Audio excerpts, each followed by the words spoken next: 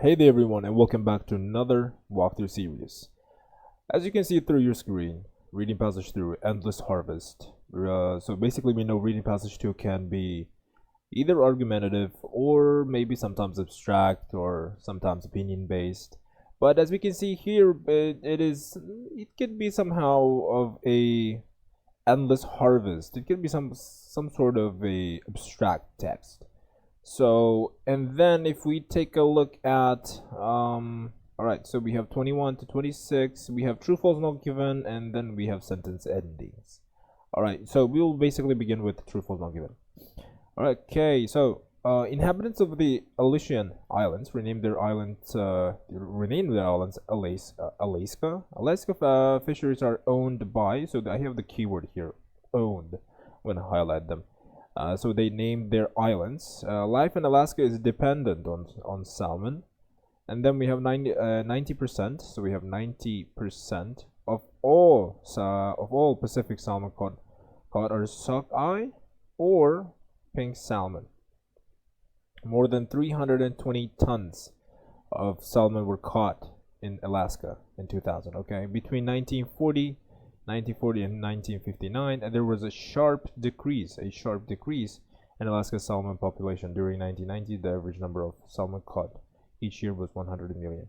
Okay, during 1990s, I wanna highlight that as well. All right, so more than 200 years ago, Russian explorers and fur hunters landed on the Aleutian Islands, a volcanic archipelago in the North Pacific, and learned of a land mass that lay farther to the north. Okay, so we found that basically first one. The island's native inhabitants called this land. So this land, they're referring to this land, and learned of a land mass that lay farther to the north. So farther to the north is a basically answer to that of number 14. So we have number 14 here. I'm gonna take that. All right, I'm gonna highlight it as well. And this land was named as Alaska, Great Land. Today we know it as Alaska. So basically, it's not the islands, but it's just a one particular island. This is not the whole island. So they named only one part of the island. So it's basically a false for us.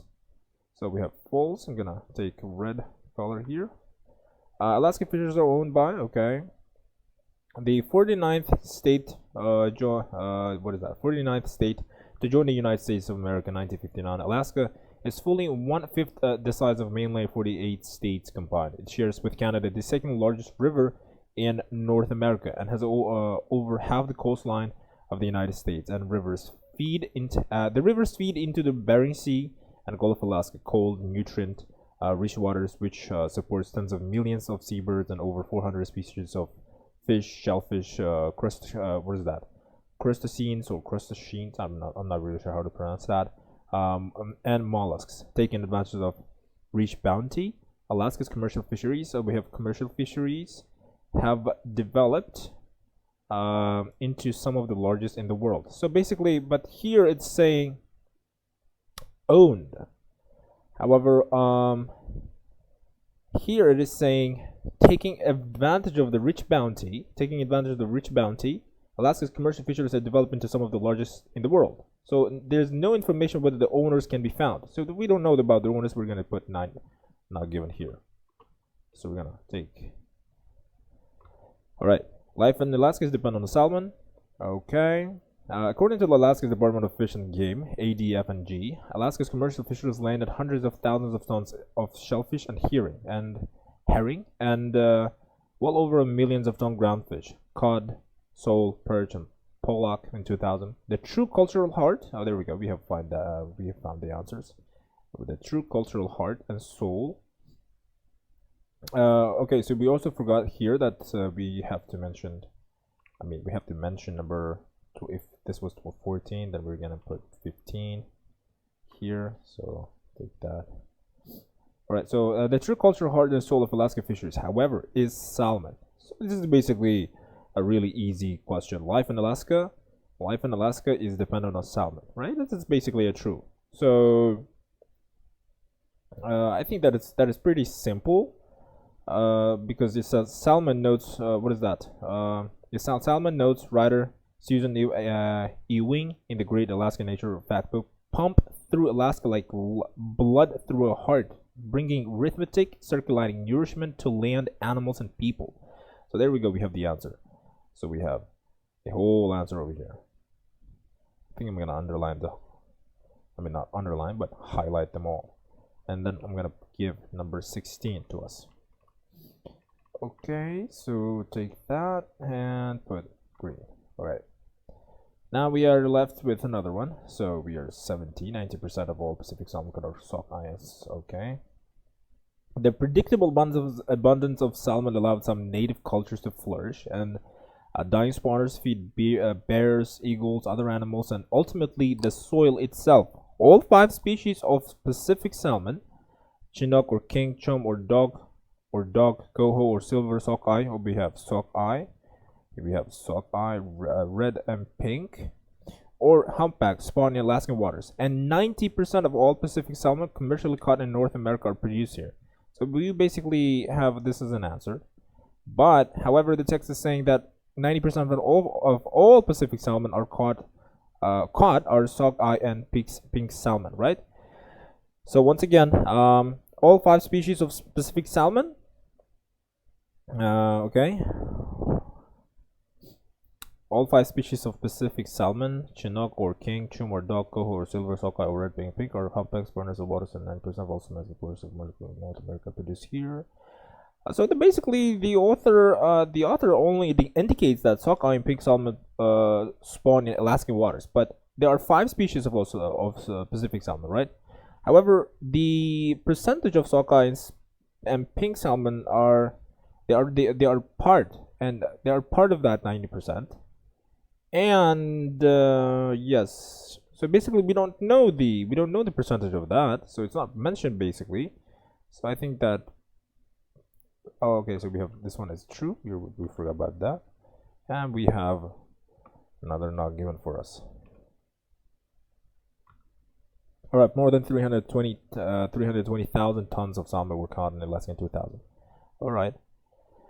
So, if Alaska was a dependent nation, if Alaska was an independent nation, it would be tied largest producer of wild salmon in the world. During 2000, commercial catches of Pacific salmon in Alaska exceeded, which means more than. So Pacific salmon in Alaska exceeded 320,000 tons with an ex-vessel value of $260 million.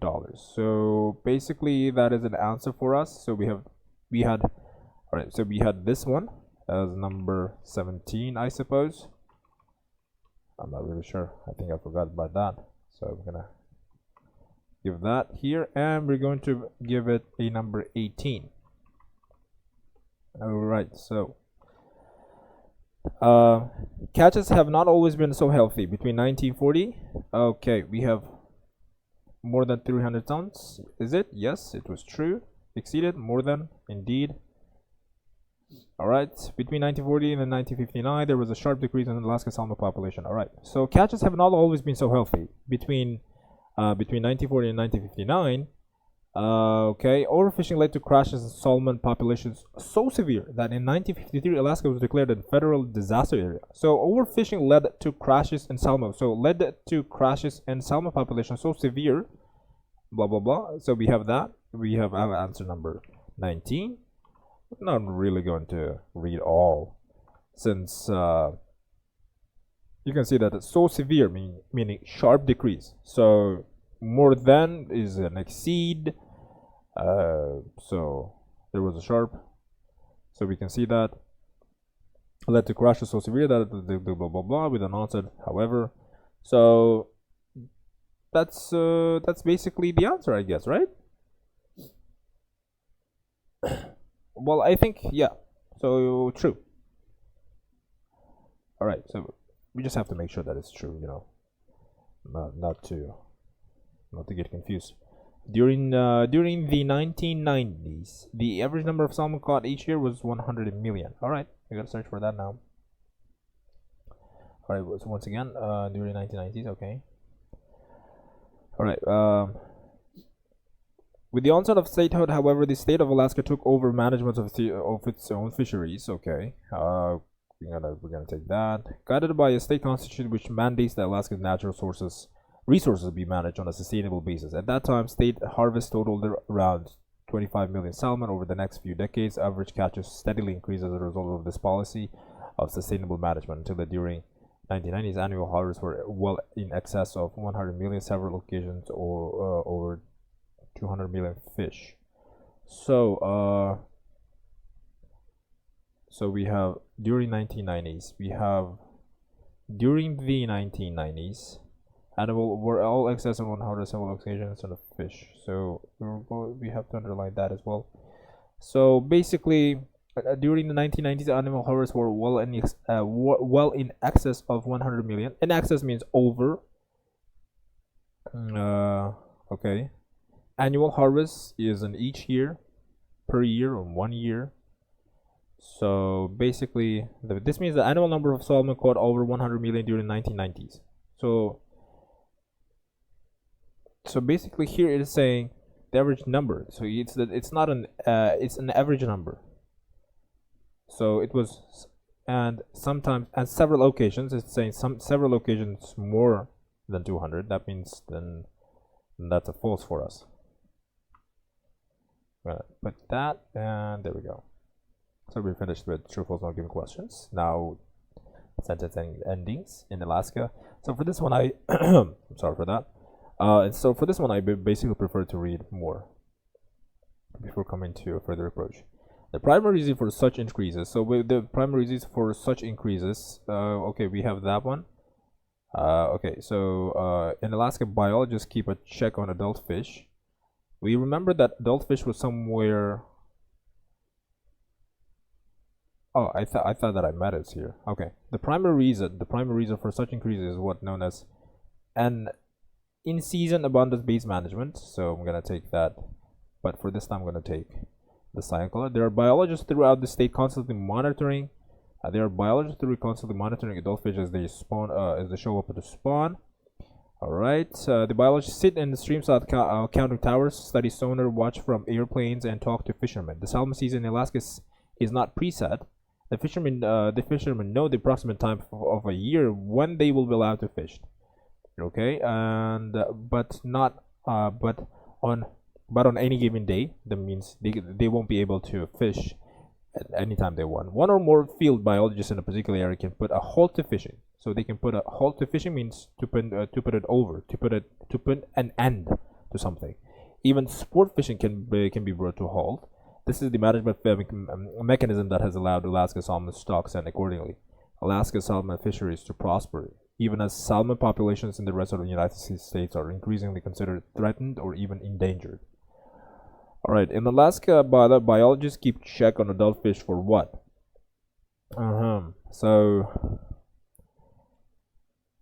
So there are biologists throughout the state,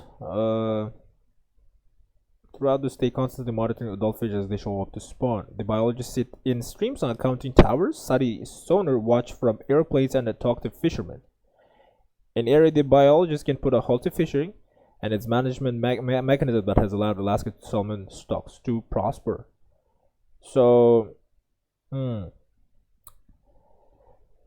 recognize fisheries security, no. To be successful, to stop fishing from spawning, to set up environmental protection laws, to stop people fishing for sports, to label their products using MSC logo, to ensure that fish numbers are sufficient to permit fishing.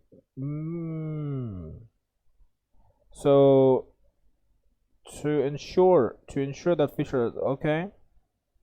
Basically, to prosper, even a salmon person above. So basically, it is this management that has allowed Alaskan salmon stocks and according Alaskan salmon fish to prosper. All right, so allowed to fish, but in a given day, one or more biologists particularly can put over. Even a sport fishing can be brought to a halt. Is this management? So basically, what are they saying here? Biologists keep a check on adult fish.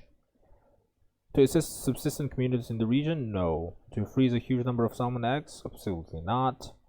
To deny certification in Alaska fisheries, no. To close down all fisheries, not that as well. So what is this saying here? So what do? They constantly monitor. The streams are counted and talk to fishermen, salmon season, and lesson not preset, approximate type of it. Alright, particularly can put to hold. So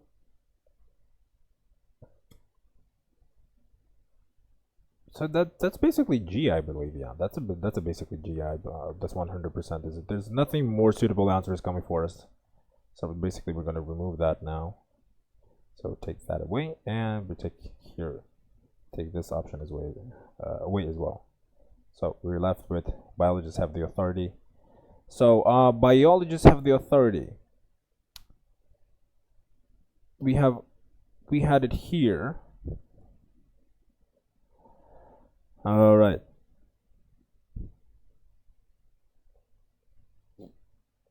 Biologists and in stream side. There are biologists, blah blah blah. All right. So the fishermen, the salmon. So it's basically saying one or more field of biologists in a particular area can put to a halt to fishing. So basically,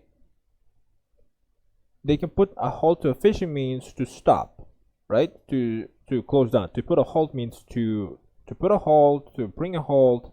So brought to halt means bring a halt, and put a halt means to. So basically, these two, they're saying that they're saying that they can put an ending to it. So do we have an ending? We have to stop people fishing for sports. Yeah, there we go. We have that. So, whoops. So I'm going to take that and underline this. I mean, colorize it instead. And we're going to remove option E as well. Now we're left with in-season abundance-based management has allowed the Alaskan salmon fisheries. So we remember in-season abundance-based management. The primary reason for such increases. So for such increases is known as. So there's a technical term here mentioning. And we remember that. So we remember that what there was a place in season abundance blah blah blah blah. Not really that, but so in season abundance based management, there are biologists throughout the state. So what do? Has allowed the Alaskan salmon fisheries. Alaskan salmon fisheries, they allowed Alaskan salmon fisheries to prosper, even as salmon populations in the rest of the United States are increasingly considered threatened or even threatened. So to prosper means to, to prosper means to succeed in something, I believe. Do we have that? Or there we go, we already have that. But recognize fisheries that care for the environment. That is also one suitable answer, but to recognize fisheries that they care for the environment. No, they don't really care about the environment. They care for the fishery. So that's not the answer. I would say that it's option B that is most suitable. To label, no, we don't have any other options. So that's basically B for us. So we're going to take that and put it there. And of course, get rid of it. The Marine Stewardship Council, MSC, was established in 1999. In 1999, the Marine Stewardship Council (MSC) commissioned a review for the Alaskan salmon fishery. So there we go. We have the first. I need to underline that. All right. So the council, which was founded in 1996, certifies fisheries that meet high environmental standards, enable them to use a label that recognizes their environmental responsibility. The MSC has established a set of criteria. So they have set a set of criteria which commercial fisheries can be judged, recognize the potential benefits of being identified as environmentally responsible. Fisheries approach the council requesting to undergo the certification process. So basically, what is that saying for us?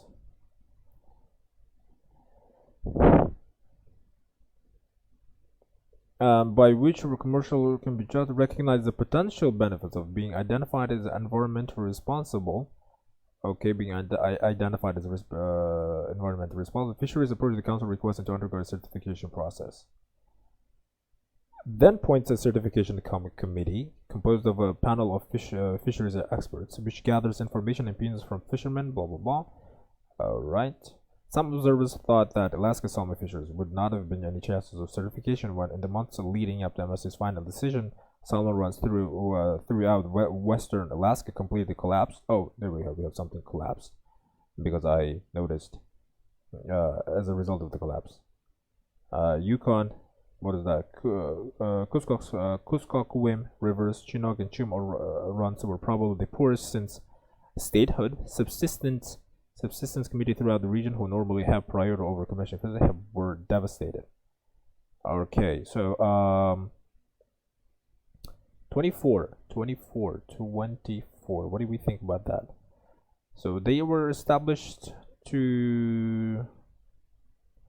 So basically, what they're saying that they have put a set of criteria for the fisheries that fish for commercial purposes, and the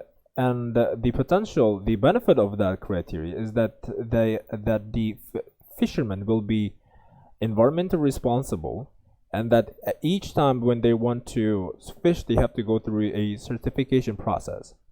Which okay, so that is the potential.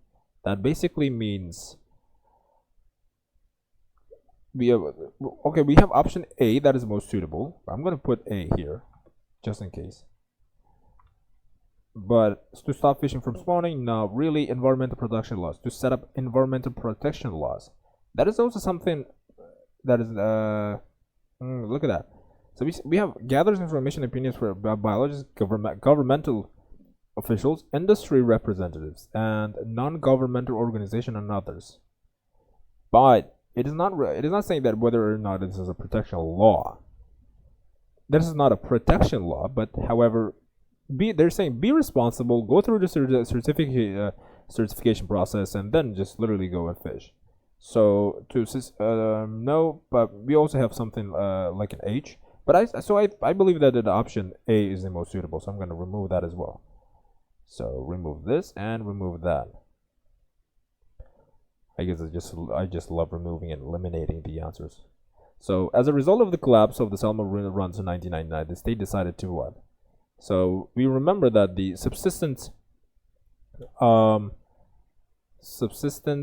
forgot about that as well. So subsistence communities throughout the region who normally have priority over commercial fisheries were devastated. The crisis was completely unexpected, but researchers believe it had nothing to do with the impacts of fisheries. Rather, they contend it was almost certainly the results of climatic shifts, prompted in part by cumulative effects of the El Nino or La Nina phenomenon in the Pacific Ocean temperatures, culminating in harsh winter, and in which huge numbers of salmon eggs were frozen. It could have been at the end as far as the certification was concerned. However, the state reacted quickly. So we have another.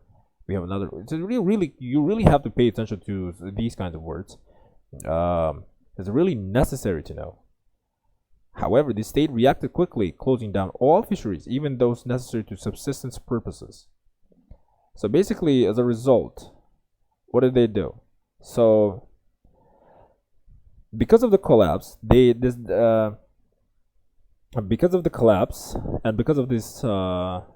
collapse basically happened because of the climatic shifts that happened to occur from El Nino or La Nina phenomenon from the Pacific Ocean temperatures, because they have harsh winter, meaning like maybe harsh winter like a blizzard or some sort of like that, and due to that, the salmon eggs were frozen, and it was nearly a loss of certification. So basically, and then they're saying, however, before this thing could even happen, the state reacted quickly. There you go. You can see that. Closing down all fisheries, even those necessary for subsistence purposes. So the most suitable one is the K. To deny certification, no. To freeze a huge number of salmon eggs, of course not. to assist the subsistence committees in the region. Maybe, but not really. So 25 for us is going to be K.